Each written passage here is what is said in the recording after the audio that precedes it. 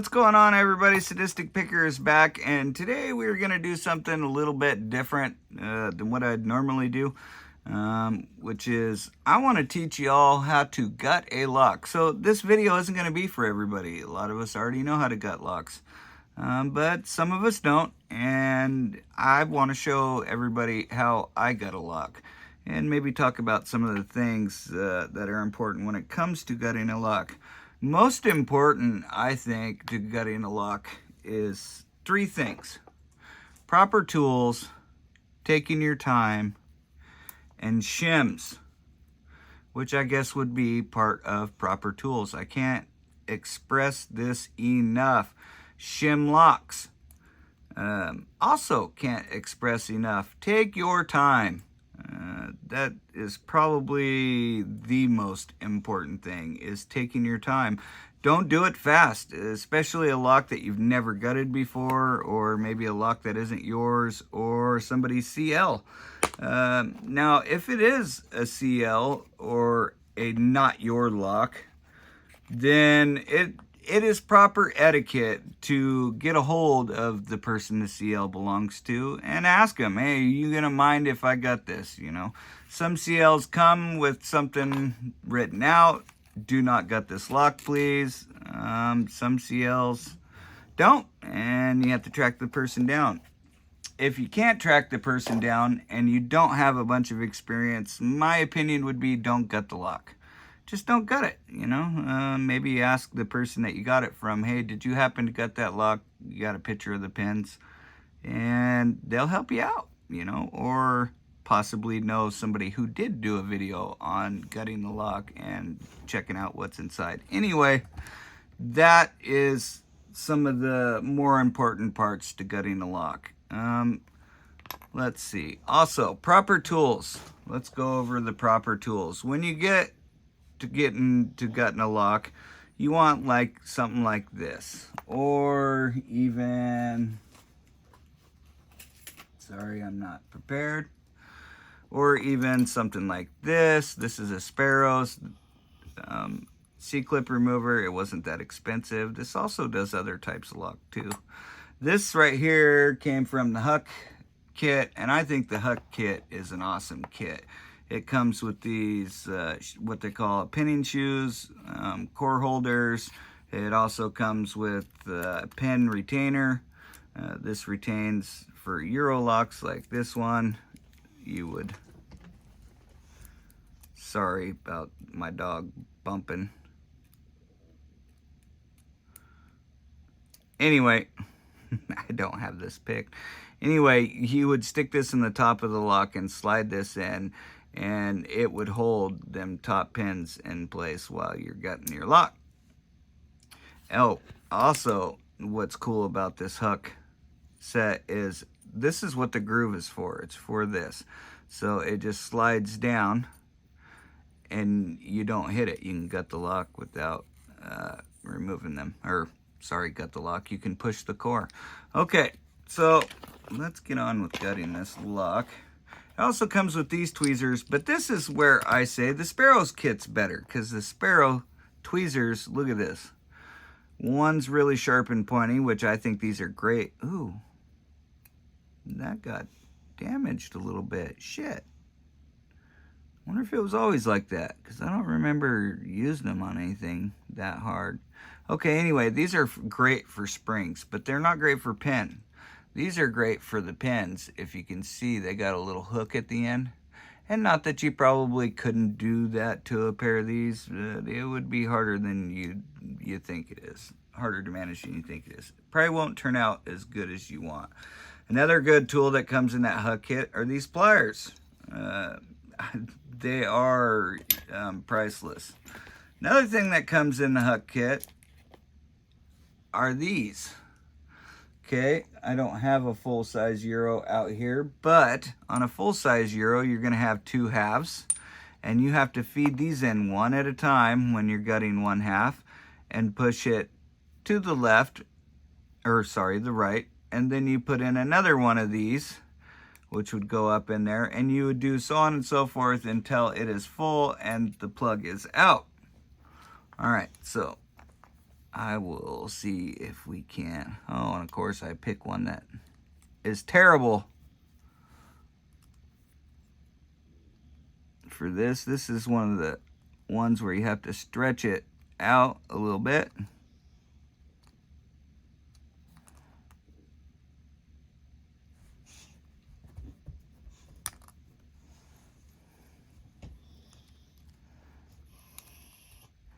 You really are going to be a little shite, aren't you?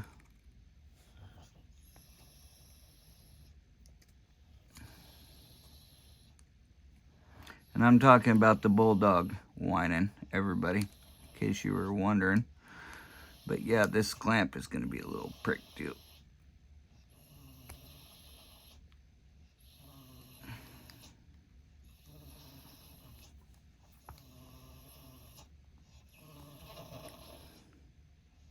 Wiley, you are going to get in trouble, bud. He says he don't care.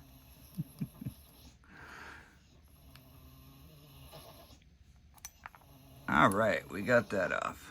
So, you are going to go in your bed if you don't knock it off. Oh my God. All right, back at it again. So, is what I do, because it's not in the picked thing, and you want to be very careful doing this now that the C-clip is off. You want to stick this key in and you want to turn it over so that way the key pins are over to the side, and when you push the core out, the core will slide easily. If you don't have the key pins in the core turn, then you still have the springs pressing down into pressing the drivers down into the core. All right, so first thing I do, and I don't care if it's a stock lock or a regular lock, is I hold my hand up against the key. I grab these to apply pressure, because you do not want to accidentally push out the core. As once you start pushing out that core, if it's not shimmed, key pins will catch in this, and then you'll have a little mini nightmare. And that's what you try to avoid by doing these very slowly, by using the proper tools, is mini nightmares. Let me tell you, you do not want mini nightmares in the locks. Okay, I always leave a tail out, that way it covers this. Sometimes you'll come across cores that only have half, or you'll have one of these have half, and then you put this shim over and it'll cover the half of either side. You know, sometimes one has half and the other doesn't, and you got a big gap. Anyway, I always flip over my core remover, make sure that the top side is the full side, and then while keeping pressure on the follower, I push out like this, make sure that my pins aren't going to fall out of the core. And you could do this nice and slow. Once you get better at it, you'll do it faster, but when you first start out, do it nice and slow. Okay, now I have the core out, and we can deal with the pins. Okay, thing number 2 with the pins. If you're going to take the key out, make sure that you kind of put your fingers over it like this and then pull the key out really slow, because if you do it super fast and you ain't got your finger over there, you could lose pins, and you don't want pins shooting out. So we will pull the key out like so. Then we will go over to our picking mat placement over here, and we will start putting pins in corresponding slots. Mine goes 1 through 7. I'll start at 2, seeing how there are only 6 pins in this. And then while covering the rest of the holes, I will flip down and pop that first pin out. There's pin 1, and then we'll just move down the core like so. Pin 2, move down the mat like so. Pin 3, and so on and so forth. 4 and pin 5. Okay. Now, seeing how I have this gutting tray, this I will put inside of the chute. Now, ooh, I didn't notice that. We got some milling in this Yale. Ooh, we're gonna have to turn that into a CL. That's cool. Okay, So now that we've got all our pins in the proper places, you can take your little tweezers and put them in the right direction. Now, we're going to move back to the Bible, the rest of the lock. First thing we're going to do is we're going to pull that shim out.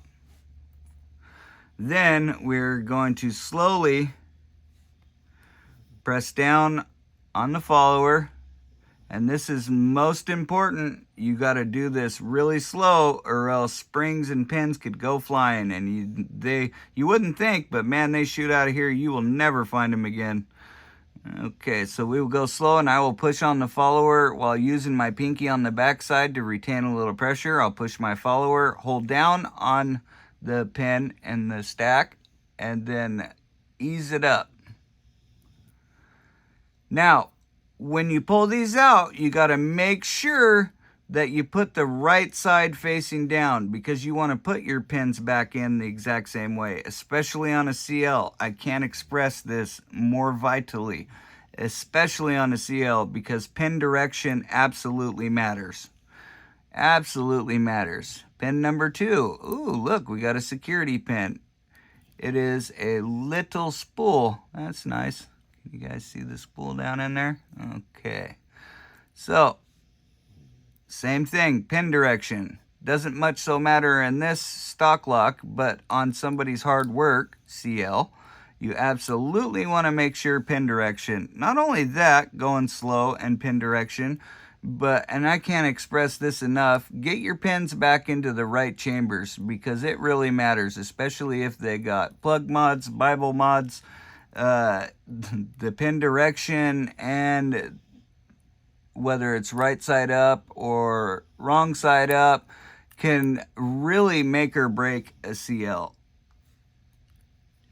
In other words, it can make it super easy to pick, and that's not what CLs are about, super easy to pick. The people make them to be really challenging, and you can turn their really challenging CL into a walk in the park. Not only that, but back in the day, CL makers, they didn't so much take pictures of where their pins were, and once they get to 200, they can't remember, where the pins were. Sometimes they can look at the mods and do a good educated guess, but a lot of times they're not going to remember. But if you do mess up somebody's CL, first thing you want to do is reach out, and I would say kind of give a little apology first. Hey man, I'm sorry, this is what happened, and I would like to correct the situation. Or reach out to the person who picked it before you, because like I said before, a lot of times they take a picture or make a video when they do the gut. Okay, let's see. What's another thing I can go over here? Take care of people's locks. Go super slow, and you're going to have a good time. It's going to be a good day. And like I said, if you do mess up, don't be too embarrassed. We all mess up. Reach out for some help. A lot of the pickers will help you, walk you through this, and you'll have a good day. That's the awesome part about our community. Out there to help each other excel and make it further.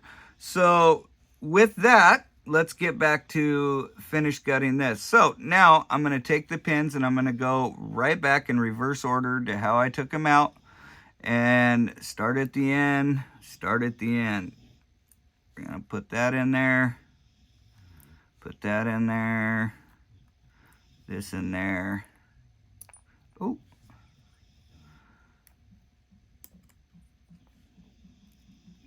Holy cow. Holy cow, people. Put that in there, put this in here, and put this in here. Okay, so there's all different kinds of ways you guys can go about putting these back together. This is what I like to do, and I didn't start out doing it this way.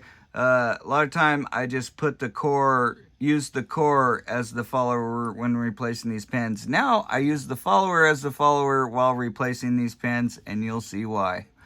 So we want to make sure that the pins are facing in the right direction, especially if this is somebody's hard-working CL. And you get it halfway in there, then you push the follower up and it presses against that pin, so you can fit it down snugly and push the follower up to the next hole. Then you take that pin, make sure it's in the right direction, stick inside, push the follower. Oh, we're losing a spring, must have caught on the thing. Push the follower and then push it back while you're pushing the pin down. And you're up to number 4. Again, make sure you're doing the pin in the right direction. Push up, push against it, push down on the pin, push up on the follower, you're at the next hole. Same thing. And so on and so forth, people, until we've got this baby almost... Uh-oh. Uh-oh, I lost it. How embarrassing.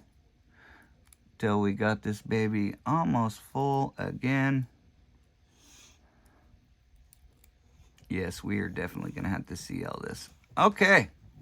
So, now is what I would do, especially on somebody's CL. Get that shim right back out.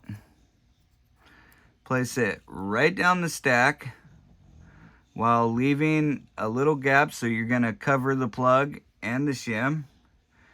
Get your key pin, or your plug with your key pins in it. Do a little cock off to the side. You get them both together while putting pressure on both ends. Then you shoot that sucker right back in all the way to the end. While you grab your plug, you pull your shim like that. And then this is what I do. I take it and I rotate until I hear the pins drop. And then that way I know this core is locked. Then you get your C-clip. Not all C-clips are going to be like this one, mind you. And you follow this baby back around until you can get it on there. You take your pliers that come with your kit, or just a set of needle nose pliers from somebody else. From your tool shed, you know what I'm saying. And then you tighten that C-clip right back up. Or you hope to tighten that C-clip right back up. There we go. C-clip is working. Then you take your key. Voila. Lock is back together and beautiful as the day it was born. Okay, so what did we learn here, people? Hopefully how to gut a lock. That's what I hope we learned here today. And you know what, everybody? Hit that like button if you found this at least a tad bit informational, if it helped you out, or you just thought it was fucking awesome. And make sure you hit the like button. Or did I already say hit the like button? Yeah, I said hit the like button first, didn't I? So then subscribe if you're not subscribed. Hit that notification bell to all the time. Because let's face it, cool stuff like this you ain't gonna learn but on another 50 other channels. Just not as cool as this. And hippie picking, y'all.